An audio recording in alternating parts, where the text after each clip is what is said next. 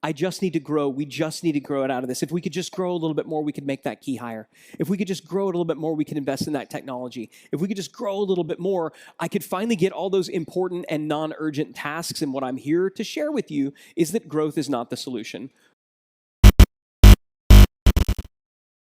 Does this sound at all familiar? If only I could grow, it would solve all my problems. And as a result, most businesses resort to spending more on advertising, often hiring outside agencies to generate leads. While yes, this could potentially help in the short term, it doesn't ultimately solve the long-term problems of scaling a business to levels that create true financial and time freedom.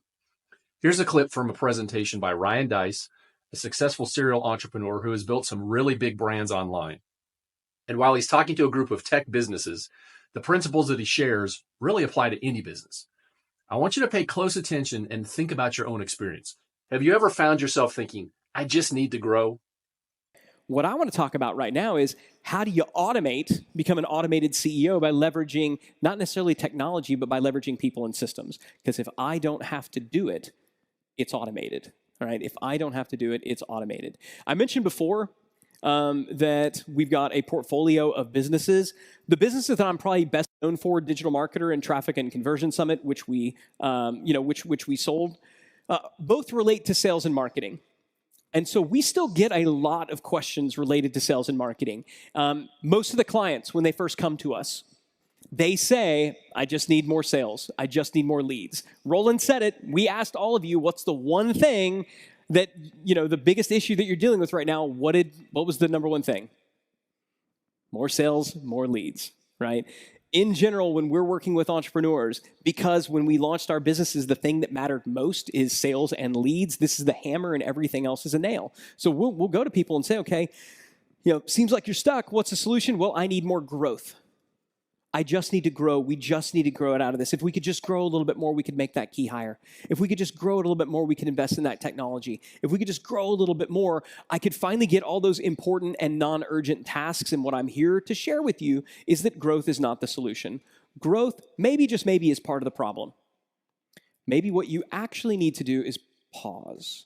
Maybe what you actually need to do is cut yourself some slack. Give yourself a break and say, maybe now is not the time to keep the pedal to the metal, right? Maybe now is the time to say, let's focus on building the foundation so that we can grow upon. What is the failure rate of Inc. 5000 companies? The 5-year failure rate of Inc. 5000 companies. I've had a number of Inc. 5000 companies. Many of you have had it. If somebody that hits the Inc. 5000 list, you move out 5 years, what percentage of those companies do you think have failed? Anybody want to throw out a guess? What'd you say? 80%? It's not that bad, thank God. 67%. 67%. And this isn't just like something that I came up with. Kaufman Research Institute, in coordination with Inc. Magazine. I'll be honest, y'all, if I'm Inc. Magazine, I don't know that I want people to know this stat. But they did this massive research report, and what they found was about 2/3 of the company that made the Inc. 5000 list had either shrunk in size, gone out of business, or been disadvantageously sold. In other words, they had failed, right? So what's the difference? What separates the 33% that win from the 67% that fail? Clearly, growth wasn't the issue, right? What's your big problem? We just need to grow more. I just wish you could grow more. You're talking about the fastest growing companies in North America. You cannot say that, their whole problem is they just didn't grow enough. Really? They're among the fastest growing companies in North America. Well, they didn't grow fast enough. Come on. This is like the perfect sample. These are companies that are growing, and yet 2/3 of them fail, right? What is the difference? Well, to kind of build upon this, let's look at some other types of companies. Let's look at some more 5-year failure rates. So we already talked about the Inc. 5000 is 67%. If we were to not just look at Inc. 5000 companies, and we were to look at all companies, and we were to go out to 5 years, what is the 5-year failure rate of just businesses in general? Do any of you know? It's 48%. We're told that 90% of businesses fail. That is true if you zoom out to 10 years. The reality is businesses fail at a rate of about 10% per year. Within the first year, 90% of all startups are still in business. You know that?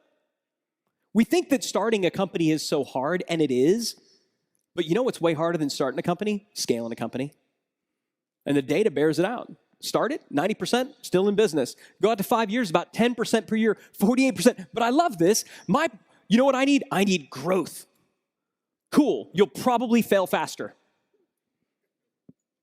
The failure rate of Inc. 5000 companies is higher than the average. So what do we need? Growth. Growth. Look, y'all, I love growth.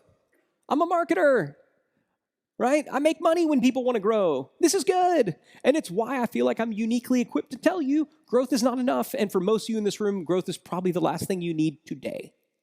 It's probably the last thing you need today. There is another type of business that only has about a 15% failure rate after 5 years. Who knows what type of business that is? What'd you say? You said it, franchises. Franchises have a 15% failure rate. What's the difference? All franchises have operating systems. Every franchise is an operating system. I want to grow, I want to scale, I want to stay in business longer, I want to be more profitable. You know what you need? More leads and sales. That's what the 67% thought. The people running franchises, no, we need an operating system. So what's an operating system? An operating system is a set of algorithms and common language that enables different components to communicate with one another in the support of the desired outputs of a machine. Got it? That is the literal definition of an operating system. If you were to Google what is an operating system, you would get something kind of like that. It is a set of algorithms, a common language, a shared user interface. When I click the L button on the keyboard, L shows up on the monitor. It's a set of algorithms. It's a common language. They all work together in support of the desired outputs of the machine. I hit Control P, something should print. Okay, that was my desired output. So I saw this definition of an operating system, which obviously is applying to computer technology operating systems. And I said, you know what, this sounds to me a lot like business. Because when I think about a set of algorithms, well, that's basically the processes and standard operating procedures, isn't it? Isn't that the source code of your business? The set of algorithms? And when we think about a common language, that user interface, well, that's the scorecards and the meeting rhythm, the stuff that shows up. Do we all agree on what is? And when I think about desired outputs, well, now we're talking about just goals, objectives. What are we trying to accomplish? So ultimately, no matter which stage of business you're at, your number one goal should not be growth, at least not yet. It should be to install an operating system into your business that when you do start to grow, you have the necessary tools, systems, processes, and people in place, all doing the right things at the right time to be able to continue growing and scaling long term. Again, this operating system should include processes and playbooks, a common language that allows everyone and everything to work together to achieve the desired goals and objectives. And as you think about your business, do you have an operating system? Do you have clearly defined processes and playbooks? Do you have a common understanding of how things should work together to achieve your desired goals and objectives? In another video, I'm going to share how you can start creating your own operating systems and how you can get clear on your processes so that you can create the necessary playbooks and so you can make sure the right systems, tools, and people are in the right spots to help you achieve your goals.